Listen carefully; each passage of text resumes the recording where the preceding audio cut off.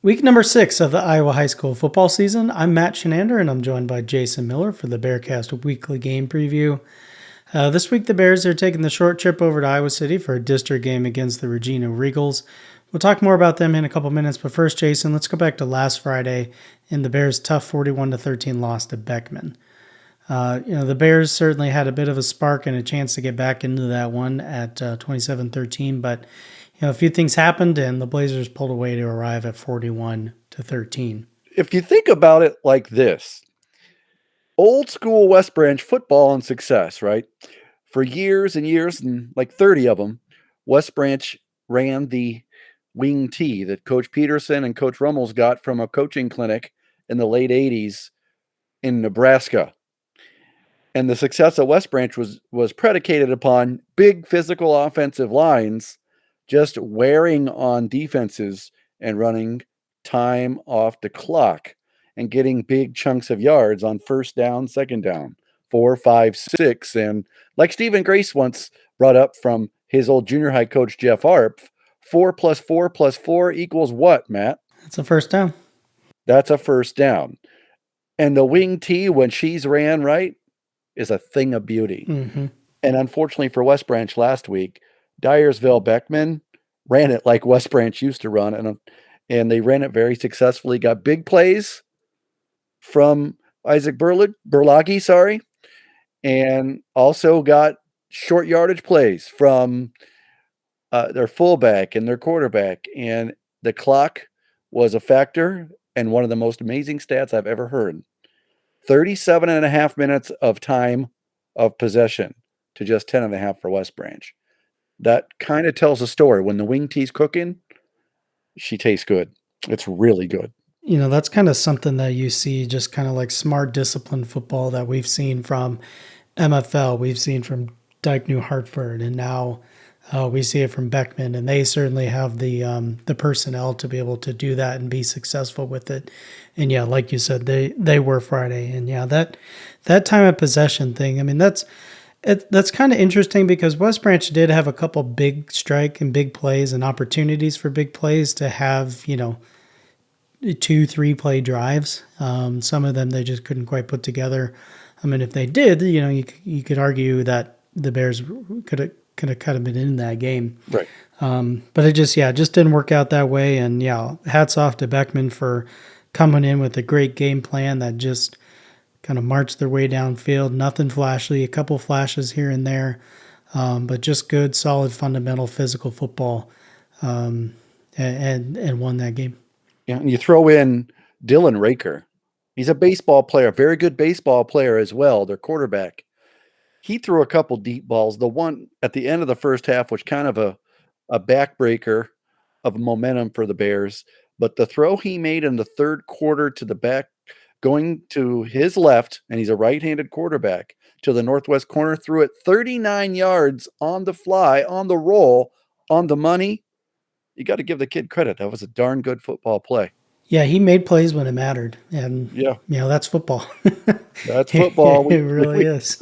He can turn the page on that. Yeah. Well, speaking of turning the page, let's move on to this week in the Regina Regals. They come in at 5-0, 2-0 here in Class 1A District 5, and ranked number 6 in Class 1A by Cedar Rapids Gazette.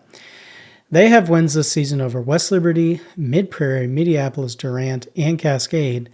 And their last 3 games here are going to be West Branch, Beckman, and Wilton. So not easy sledding there, and they're certainly a very good team. That's a tale of the tape for success. If you want to be a successful football team, you need to beat the better teams, and you want to beat every team. But this week, it's a rivalry game, West Branch and Regina. I mean, everybody, Regina was so successful for so long, you want to beat them. You want to beat that team. You want to be that team. West Branch has had their way the last couple of years after about a 16, 17-year hiatus from beating Regina. Regina certainly is going to have that in the back of their minds, but on the other hand, they just want to show up and do business. Gone are the days of Gentry Dumont to Jackson Nave, throwing it all over the field. And last year, Tate Wallace as a freshman had a big game receiving as well. This year, they're mixing it up. I mean, you look at last week, only scored 21 points, but quarterback Kyle Tracy, 11 and 19 for 157. And running back, sophomore Savion Miller, 20 carries for 128. And also quarterback Tracy, 11 carries for 82 yards. So they 173 passing, 232 rushing. That's fairly even when you think about it. They're not just going to want to throw it around like we've seen the last 2 years. They're going to mix it up, and they've got a mostly senior offensive line in front of them to hold the anchor down, to give them space and time. Yeah, some of those names you mentioned just kind of bring back horrors, but I'm glad we're not going to be hearing their names Friday. But For everybody in 1A, I think, Matt. yeah, that's true. But they've weathered the attrition of graduation, and they've bounced right back as they usually do, with just always bringing up great players coming up through the ranks. They're a talented football team. And yeah, this is going to be a tough one for the Bears to win three in a row against Regina. Looking at the Bears, what are you looking for from West Branch for Friday? I mean, this is going to be a really tough one. What is it going to take to win it, or what is it going to take to improve as a team? I think it comes down to 4 syllables, and if you really think about it, it's pretty easy.